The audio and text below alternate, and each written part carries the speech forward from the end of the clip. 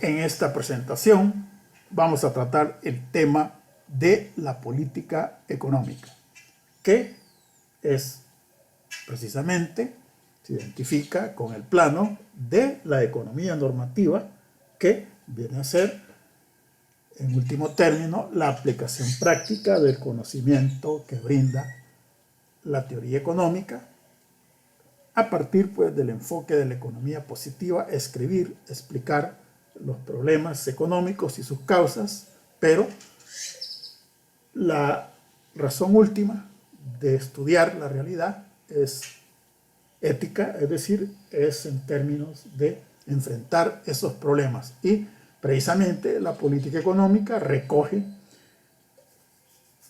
el conocimiento de la economía positiva para enfrentar esos grandes problemas que aquejan a todos los países del mundo, en unos más, en unos menos. Vamos a ver pues esta cuestión a partir de 4 puntos. Primero, cómo la política económica es parte de un universo más amplio de política pública. 2, la definición de política económica y sus condicionantes. 3, los fines u objetivos de la política económica. Y 4, los medios, es decir, los instrumentos de política económica. La política económica también la podemos plantear como una relación de medios afines, como lo hacíamos con la economía, cuando abordamos el tema del objeto de estudio de la economía. Ahora bien, vamos a pasar al primer punto. La política económica no es más que una parte de la política pública general de un Estado y que cada gobierno de turno ejecuta. En El Salvador, pues, cada periodo de gobierno dura 5 años y no necesariamente, pues, la política pública que ejecuta un gobierno no necesariamente es una política de Estado, porque lamentablemente por esa cuestión de divisiones ideológicas llega un gobierno y por ese tipo de visiones a lo mejor había echado a andar un programa interesante de desarrollo, pero lo que un gobierno hace, el otro lo deshace y tenemos ese vaivén que no se logra todavía pues cuajar una política de Estado que trascienda esos 5 años de gobierno. Deberían haber cosas que no tienen discusión, si es de color amarillo, azul, verde, lo que sea. Sin embargo, tenemos ese planteamiento general, ¿verdad? Que debería un gobierno de turno ejecutar esas políticas de Estado en favor de la ciudadanía. Bien, entonces, cada gobierno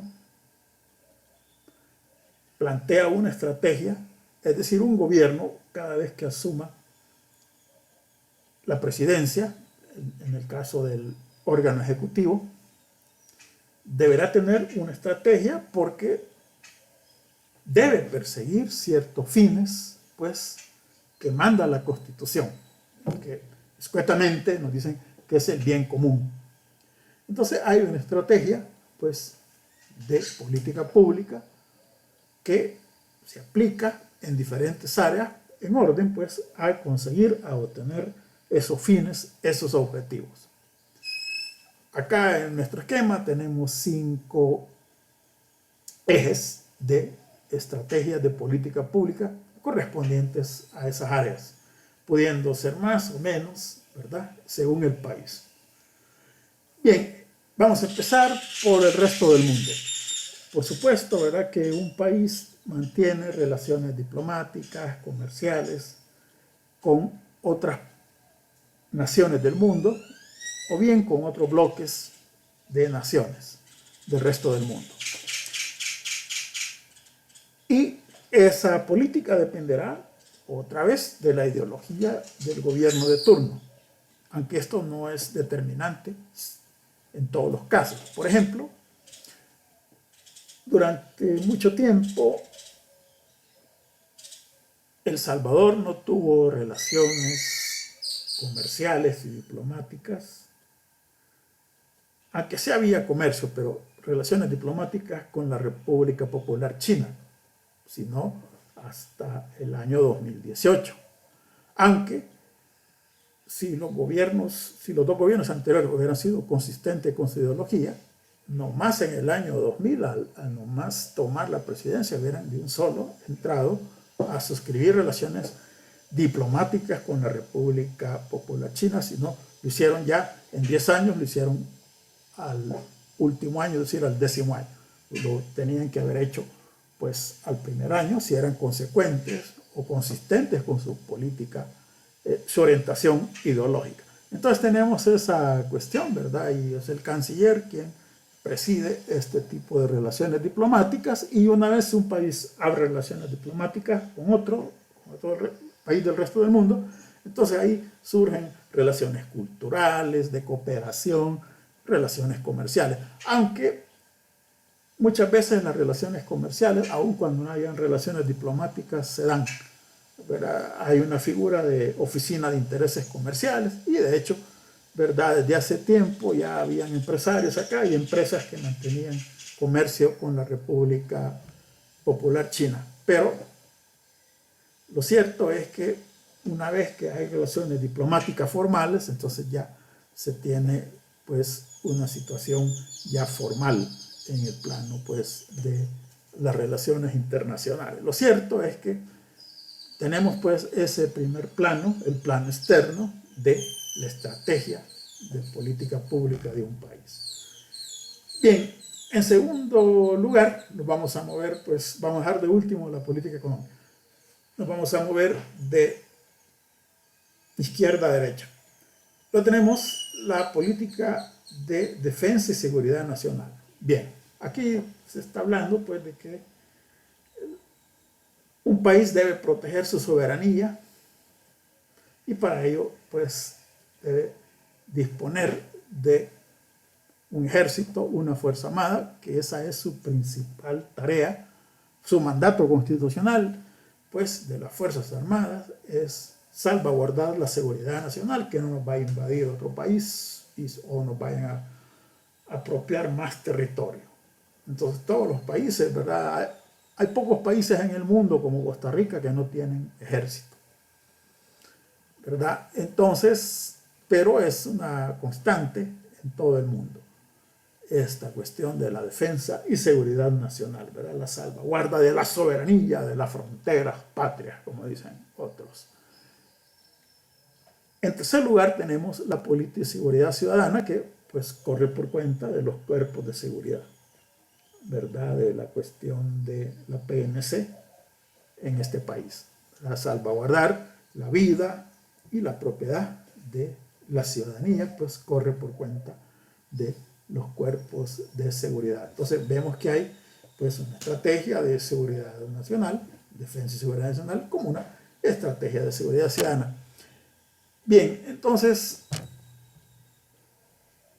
finalmente, antes de pasar a la política económica, tenemos ahí la política social. La política social se refiere sobre todo a garantizar el derecho, según mandato constitucional, a la salud y educación básicas. Hay más, ¿verdad? Y todo esto demanda en nuestro país una tarea compleja y enorme, porque los indicadores de educación y salud, pues, según nos los muestra, como lo vimos anteriormente, el indicador o el índice de desarrollo humano, pues todavía hay mucho que hacer, ¿verdad? No se tienen los años esperados, pues, de escolaridad, y por otro lado, pues algo ha mejorado la esperanza de vida al nacer, que, como decíamos, recoge toda la cuestión relativa a salud. Pero lo cierto es que precisamente estamos viendo, pues hoy en este contexto, de esta pandemia, pues que incluso en países más desarrollados, ¿verdad? No se estaban totalmente, nadie estaba totalmente prevenido para enfrentar esa pandemia.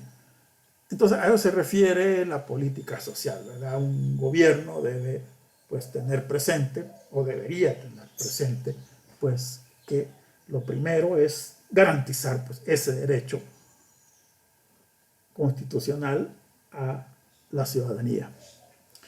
Y tenemos pues la política económica, que la hemos puesto en primero y la hemos dejado de último, la hemos puesto primero en el esquema y la vamos a dejar de último porque de ellas nos vamos a ocupar en específico. Entonces, en suma, cada gobierno tendrá su visión, pues su estrategia en esos 5 planos.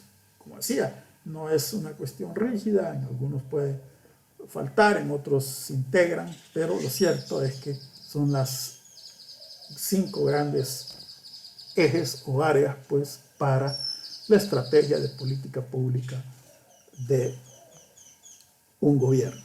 Vamos a pasar específicamente hoy pues a la política económica.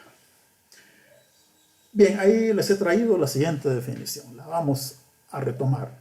La política económica es el ejercicio del poder del gobierno para para condicionar a los sujetos y a la actividad económica de un país en orden a conseguir fines y objetivos políticamente determinados. Bien, ¿qué es lo que estamos queriendo decir aquí? Que recordemos que hay fuentes de poder.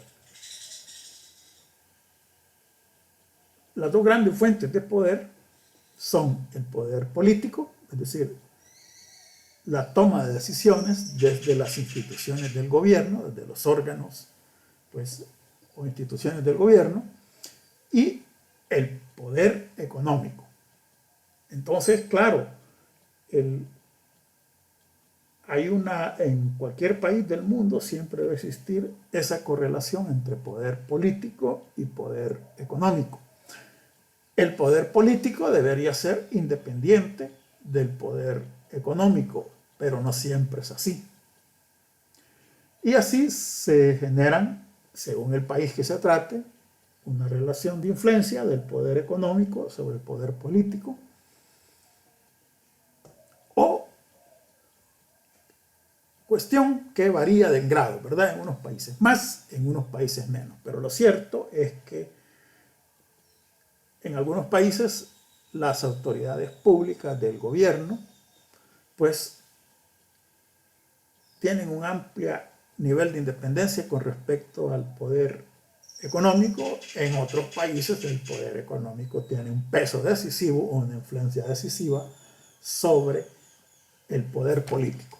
Y precisamente el poder político reside en que por mandato constitucional las decisiones que emanan de los órganos de poder del Estado, especialmente en el orden legislativo y ejecutivo, pues se tienen que cumplir por el resto de la sociedad, es decir, por nosotros. Bien, entonces acá tenemos que, en teoría o idealmente, la política económica persigue ciertos objetivos. Y claro está, recordemos que la luz acá es el mandato constitucional de garantizar el bien común.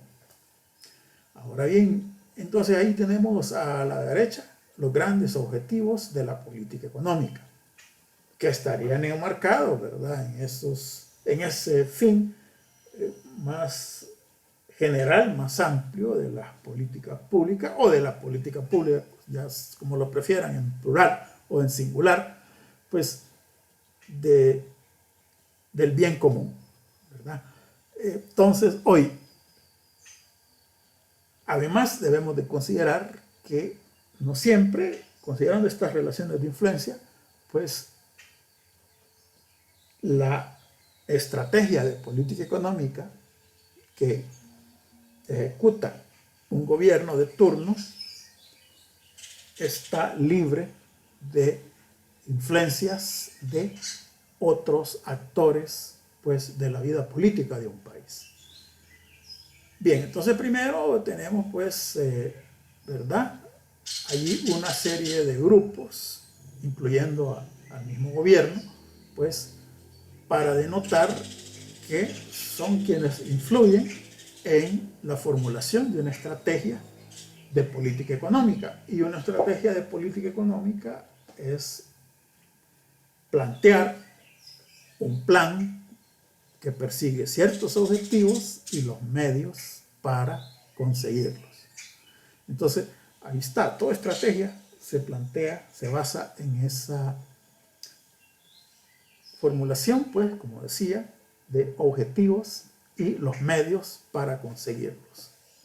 Ahora bien, pero lo que sucede es que, recuerden que hay grupos de presión, hay partes interesadas en ejercer influencia sobre la política económica. Entonces tenemos esa dirección de izquierda a derecha de la flecha que ahí se muestra, que, como ven, incluye gobiernos, partidos políticos, organizaciones no gubernamentales, medios de comunicación, agentes externos, ¿verdad? En agentes externos lo que vimos anteriormente, países, instituciones financieras, etcétera, ¿verdad? Todo, pues, el conjunto de sujetos del resto del mundo, empresarios, trabajadores y fuerzas armadas. Entonces, como ven, hay un conjunto de estamentos sociales que ejercen en un determinado país un nivel de influencia sobre la formulación de política económica. En otros países se le llama esto cabildeo, ¿verdad? Porque siempre los políticos reciben, pues, ofertas para inclinar, pues, la balanza a su favor con ese ejercicio del poder político a la hora de echar a andar la política económica o a la hora de emitir leyes, en el caso de la Asamblea Legislativa. Entonces tenemos ahí, pues, esa influencia, como decíamos, pues, en el sentido de izquierda a derecha, pero también, pues, los resultados de la política económica afectan, pues, no siempre afectan por igual a todos. Según nuestra condición, una medida puede afectarnos a todos por igual o nos puede afectar de manera diferenciada. Entonces ahí tenemos, pues, el sentido de la flecha, pues, de derecha a izquierda. Entonces tenemos ese juego, pues, ese entramado que está presente, pues, en unos países más complicado, en otros menos. Pero lo cierto, ¿verdad?, es que la política económica no responde, pues, en muchos casos o necesariamente al bien común de la ciudadanía, sino que va a reflejar, pues, hasta cierto punto el interés de esos grupos que han ejercido más influencia sobre los gobernantes, ¿verdad? Decíamos que acá ciertamente este es el vínculo más fuerte de la economía con otra esfera del orden, otra esfera de la sociedad, que es la esfera de la política. Aquí se ve más claro este juego, pues, entre poder político y poder económico, y nos ayuda a entender, pues, algunas de las cosas que estamos viendo, pues, en nuestro país como en otros países. Bien, entonces vamos a ver, pues, hoy cuáles son, pues, los grandes objetivos de la política económica y los medios o los instrumentos para alcanzarla. Como ven, no hay donde perderse, tenemos ahí, ¿verdad?, cualquier empresa o cualquier, pues, actividad humana la podemos ver que es una cuestión deliberada. Yo persigo un fin deliberado, pero para ello debo estar claro que tenga los recursos o los medios adecuados para conseguirlos. Bien, entonces vamos a pasar hoy a los objetivos de la política económica. Bien, tenemos, pues, tres grandes objetivos: crecimiento, estabilidad macroeconómica y equidad. Bien, estos objetivos, como yo decía anteriormente, en algunos países están presentes en todos los países, y así los políticos les prometen a la ciudadanía cuando ya están cerca las elecciones que, ¿verdad?, vamos a tener un crecimiento, va a haber empleo para todos, que ahí está. Como ven, esto no es nada del otro mundo. A veces las palabras suenan más rimbombantes que su significado. De ahí está la estabilidad económica, macroeconómica y la equidad. Entonces es una cuestión compleja, ¿verdad? Vamos a ir en el orden acostumbrado, comentando en el orden acostumbrado de izquierda a derecha.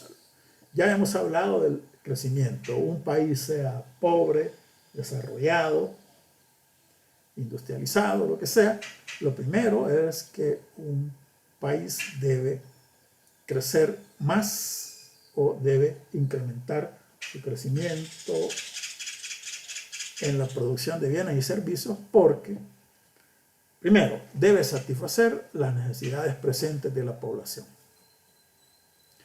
Pero no toda la producción presente tiene que dedicarse, o no todos los recursos que genera la producción de hoy, del presente, debe dedicarse al consumo, sino que debemos, o una economía, pues debe necesariamente dedicar parte de sus recursos para la inversión en capacidad productiva, porque viendo a futuro la población va creciendo y con ello las necesidades. Entonces ahí tenemos esa disyuntiva entre consumo presente y consumo futuro. Lo cierto es que la producción, el resultado de flujo de producción de bienes y servicios de un periodo de tiempo, debe no solo dedicarse, por supuesto, al fin inmediato, que es satisfacer las necesidades de consumo presente de la población, pero también el aparato productivo también tiene la necesidad de renovar y ampliar planta y equipo, es decir, la capacidad productiva. Miremos en el caso de una persona, de un negocio, alguien que es panadero y tiene en su casa, ¿verdad?, digamos, el negocio, y ahí tiene una máquina, tiene operarios y todo, y le va bien, y resulta que le ha ido bien y la gente quiere comprar más. Pues ¿qué tiene que hacer? Tiene que comprar otra máquina. Pero las máquinas tienen su vida útil, y en la medida que las esté usando para producir pan, se le van a ir desgastando y va a llegar un momento en que se acaba, porque todos los equipos tienen vida útil, y por tanto, pues si no está preparado para reponer la máquina desgastada, entonces va a haber en dificultades y no va a poder atender la demanda de sus nuevos clientes. Entonces vemos ahí pues que esto es válido para la economía en su conjunto, pero todavía, ¿verdad?, esto se hace más patente en el caso de las necesidades de consumo vitales, ¿verdad?, lo que llaman la canasta básica. Entonces, como ven, es necesario generar más bienes y servicios, ¿verdad?, porque simplemente va a haber más población, más necesidades, y por supuesto, pero esto no significa desatender pues las necesidades futuras. Bien, en segundo plano tenemos la estabilidad macroeconómica. Vaya, acá, digamos, el principal aspecto de la estabilidad macroeconómica son los precios de los bienes y servicios. Un gobierno debe hacer lo posible por garantizar que la población tenga acceso a los bienes y servicios que necesita, sobre todo la canasta básica, ¿verdad?, que no se disparen, ¿verdad?, porque los planes y decisiones de varias empresas se van a realizar de manera cierta, sin sobresaltos, sin problemas, cuando el precio de los bienes y servicios, así como el tipo de interés y el tipo de cambio, permanecen estables. Es decir, aquí estamos hablando de precios, Uno, el precio de las cosas que compramos y necesitamos. Dos, el precio del dinero, que es el tipo de interés, y el tipo de cambio, que es el precio del dinero extranjero.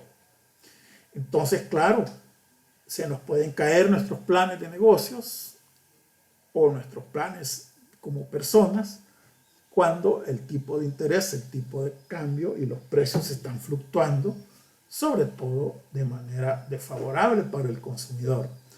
Entonces, la gran promesa de los políticos aquí en todas partes es: vamos a combatir la inflación, vamos a mantener a raya el alza en los precios. Claro, es un mandato moral, ¿verdad? Porque recuerden, cada día los precios suben, y si suben de manera desmesurada, nuestra calidad de vida disminuye porque simplemente podemos comprar menos, ¿verdad? Y entonces, ciertamente, y si ustedes se han dado cuenta, en el noticiero de este día anunció la Dirección de Protección al Consumidor que van a congelar el precio, pues, de cerca de 42 bienes y servicios. Pues ahí va leche, huevos, ¿verdad? Frutas, verduras, pues maíz, frijol, por supuesto, la canasta básica, por esta cuestión de la especulación, ¿verdad? Porque no es justo que personas estén acaparando o que estén vendiendo esos bienes pues imprescindibles, pues, a un precio mayor. Eso tiene que ver con la estabilidad macroeconómica. Entonces ahí está, ¿verdad? Esta cuestión. Y recuerden, esto lo vinculábamos con la estabilidad política, porque si en un país no hay que comer, la gente no tiene con qué comprar, ¿verdad? Entonces, claro, esto puede ser causa de protesta, ¿verdad? Manifestaciones y ese tipo de muestras de descontento, ¿verdad? Como la que vimos el día de ayer, por esas largas filas de la gente que, ¿verdad?, que no pudo retirar sus $300, ¿verdad? Y que incluso estuvieron al borde del saqueo. Entonces, ya ven, tiene que ver, claro, en este caso fue por una cuestión que no la pudieron, pues, lo improvisaron, ¿verdad? Lo hubieran hecho más despacio. Y por último, o en tercer lugar, tenemos el objetivo de equidad.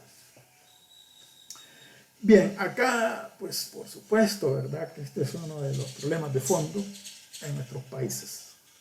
Y claro, este objetivo se haya vinculado al problema de la desigualdad socioeconómica que surge de la concentración de la riqueza y el ingreso, ¿verdad? Está sobradamente documentado que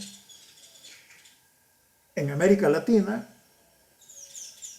por ejemplo, los países más desiguales el top 5 de los países más desiguales están en Brasil, Guatemala y El Salvador. E incluso estos tres países, ¿verdad?, que no recuerdo bien quiénes son los otros dos, pero todavía la desigualdad es mayor que en muchos países de África subsahariana. Entonces, por tanto, el componente equidad, en este caso, requiere especial atención, la reducción de la pobreza y la exclusión social. Entonces, esto va de la mano, por supuesto, con un objetivo de mediano y largo plazo, que a su vez tiene que ver con el desarrollo humano, concepto que también vimos alguna información al respecto anteriormente. Entonces tenemos ahí esa cuestión compleja, ¿verdad? Y unos grandes retos, ¿verdad? Pues el reto es cómo lograr, pues, la mayor mejora posible en el desarrollo humano, porque en la medida que un país logra subir en el índice de desarrollo humano, así va a estar, pues, a su vez reduciendo la pobreza, la exclusión y en alguna medida también mejorando la equidad. Equidad no quiere decir igualdad, ¿verdad?, sino que lo que quiere decir es que haya una concentración de los activos, de la riqueza, de los ingresos, no tan desproporcionada como la que existe en nuestros países, ¿verdad? No en ningún país del mundo hay una total equidad, o una distribución igual del ingreso. Hay desigualdad, pero el problema es que en nuestros países es, como decía, desproporcionada. Bien, entonces hoy pasemos al tema de los medios para conseguir estos objetivos. Bien, en primer lugar tenemos 4 grandes instrumentos, herramientas, ¿verdad? Como decíamos, para trabajar en favor de la equidad, de lograr más equidad, de tener más o tener estabilidad macroeconómica y crecimiento. Bien, desplazándonos de izquierda a derecha. Tenemos en primer lugar la política presupuestaria. Ahí en el texto habla de política fiscal. Yo prefiero política presupuestaria porque es un término que comprende, o una cuestión que comprende ingresos y gastos del gobierno. En algunos países, cuando hablan de política fiscal, habla solo de ingresos o de impuestos. Entonces, por esa razón le he puesto la etiqueta de política presupuestaria. Entonces, vamos considerando el lado del gasto como del ingreso del gobierno. Bien, por el lado del gasto, la ejecución del presupuesto del gobierno es fundamental para garantizar el acceso a la salud y educación básica, pilares de la política social. Ahí está la cuestión, ¿verdad? El gobierno tiene en sus manos su presupuesto y son las herramientas fundamentales para que pueda dedicar esos recursos, esos 6.000 millones y pico, para mejorar la salud y educación básica. Entonces, con eso es una herramienta que tiene el mayor impacto sobre el desarrollo humano, solo si cada dólar pues no se desvía a otro fin. O sea, debe estar exento de cualquier manipulación, ¿verdad? De cualquier desvío, porque si no mina el desarrollo social. Y entonces estamos ahí en ese todavía, ¿verdad? En ese problema de la corrupción que, como ven, en otros países han hecho una comisión y todavía está eso ahí en el ambiente. Pero lo cierto es que en manos del Estado, en gran medida está, no quiere decir que el Estado va a resolver nuestros problemas, pero sí, lo importante es que en sus manos tiene la capacidad de inclinar pues la balanza en favor de la educación y la salud básica, haciendo que la gente tenga más acceso, ¿verdad? Disminuyendo la exclusión y también la pobreza. Entonces, ya ven, hay un principio moral en cuanto al manejo de los recursos del Estado. Por eso en países como Singapur toman medidas extremas contra la corrupción, ¿verdad? Incluyendo la ejecución de los implicados. Bien, por el lado del ingreso, el Estado fomenta la equidad mediante una tributación progresiva. ¿Qué estamos queriendo decir? Aquí es sencillo. Y aquí la palabra equidad se ve mejor. Equidad no quiere decir igualdad.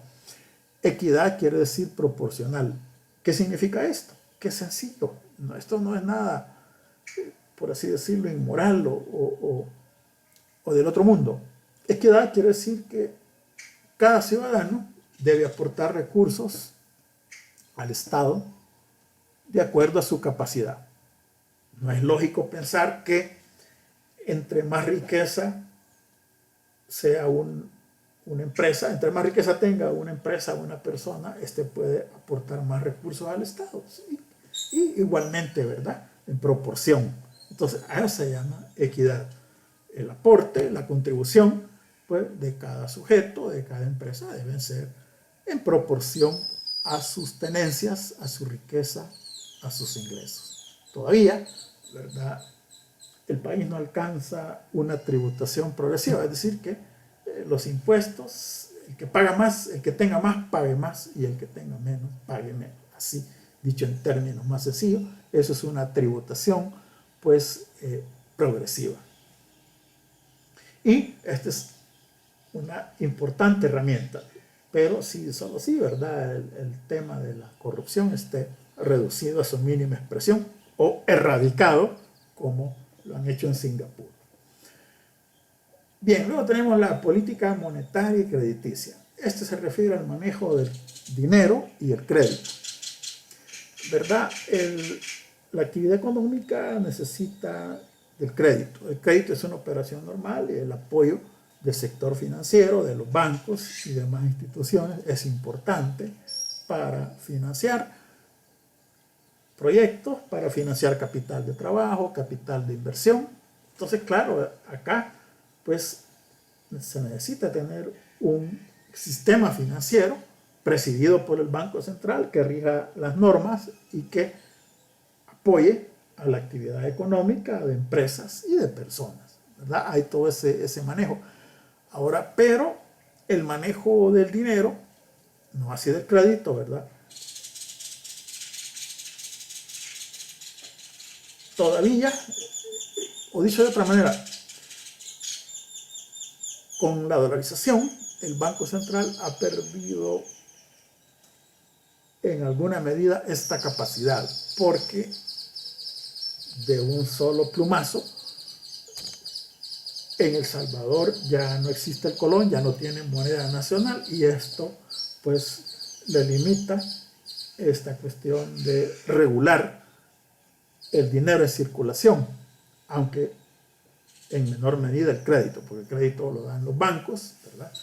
De las cooperativas y todo eso, las cajas de crédito y todas las instituciones financieras, pero lo cierto es que ya no es el banco emisor, el Banco Central, porque el país ha adoptado una moneda desde el año 2001, que es el dólar de Estados Unidos. Entonces ahí eso un poco limita pues este tema de la regulación del dinero o de la liquidez en circulación. Y además, también en general, los gobiernos tienen pues el expediente o el recurso de la política cambiaria. ¿A qué se refiere esto? A que en un país que tiene moneda propia hay un mercado de divisas. Y el tipo de cambio, como decíamos anteriormente, es decir, las unidades de moneda local que doy por una unidad de moneda extranjera, pues permite garantizar ciertas condiciones favorables para un país. Así, por ejemplo, en el año 86, el 1 de enero del año 86, el gobierno devaluó el colón salvadoreño, que la cotización era 2.50 colones por un dólar, y de un solo la devaluación fue del 100%, pasó de 5 colones a un dólar. Pero todo eso, esa alza en el tipo de cambio, tiene un objetivo que era estimular a los exportadores. Y por otro, tiene un problema, porque si estimula a los exportadores, es un premio para los exportadores, es un castigo para los importadores. Entonces, muchas medidas de política económica pues ejercen un efecto desigual sobre los sujetos pues de la actividad económica. Entonces, ese es un tema pues que ha estado siempre. Pero lo cierto es que hoy ya no se, como ya no hay mercado de divisas en el sentido que había antes, ¿verdad? Entonces ya también ya no es un recurso que se puede emplear en el país prácticamente, ¿verdad? Ha desaparecido el mercado de divisas. Ciertamente El Salvador tiene, además de Estados Unidos, pues vínculos. Lo más importante después de Estados Unidos son que nuestros vecinos de Honduras y Guatemala, ¿verdad? Pero lo cierto es que el país carece de moneda propia y las cotizaciones no hay mayor problema con esta cuestión pues de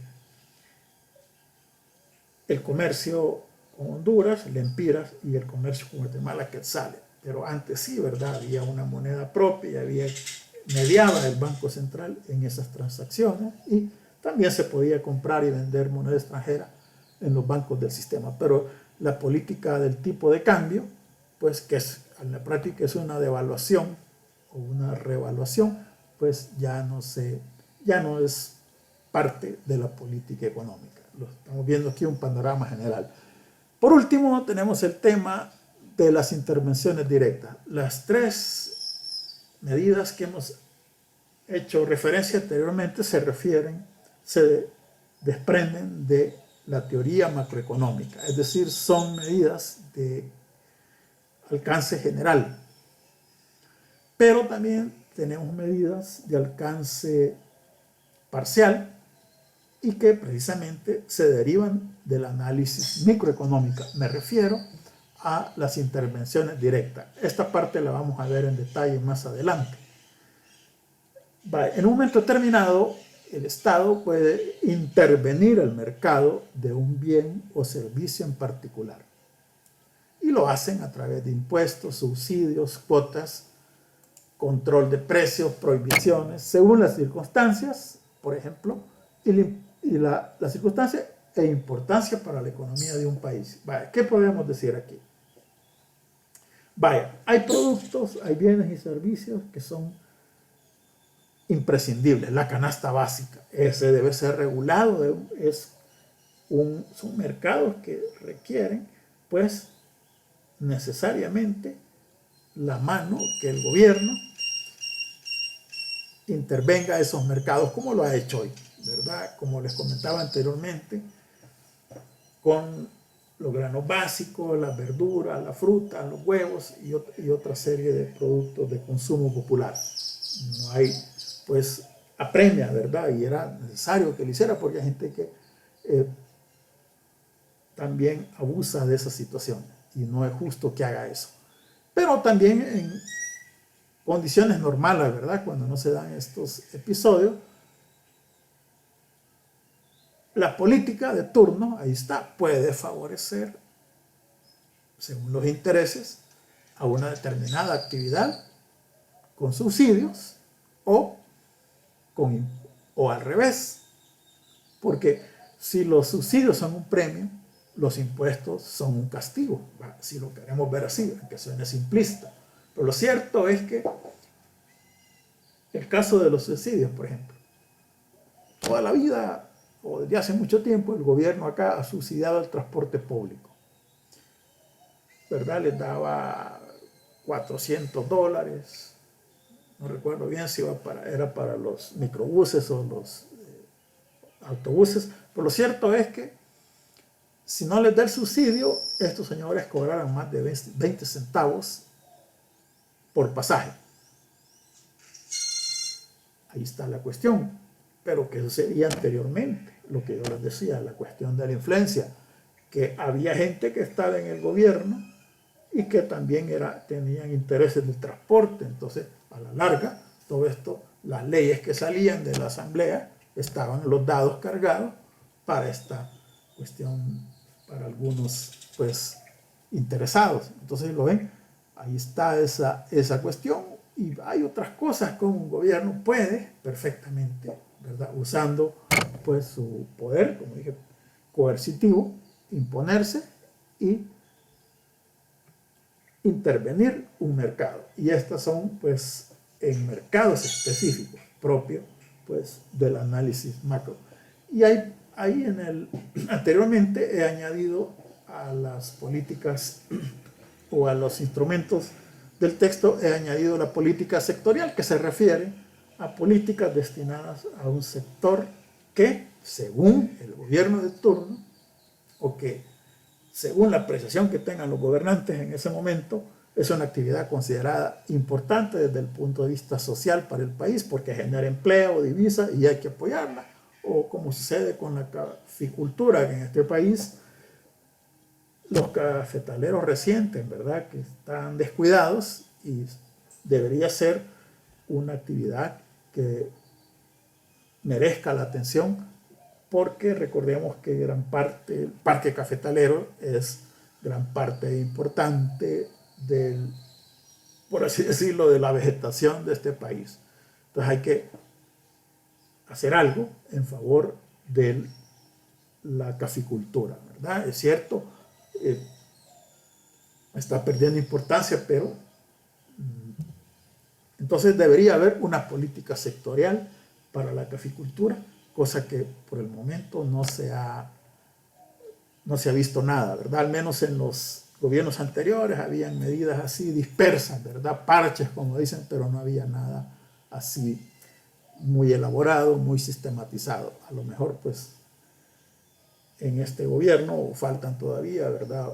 4 años y algo, pues se hace algo. Y así tenemos política de industria, para el comercio, etcétera. Esas son las políticas sectoriales y que corresponderían también, pues, vendrían a ser, como en algunos casos, como una especie de lo que llaman mesoeconomía, como una frontera entre la microeconomía y la macroeconomía.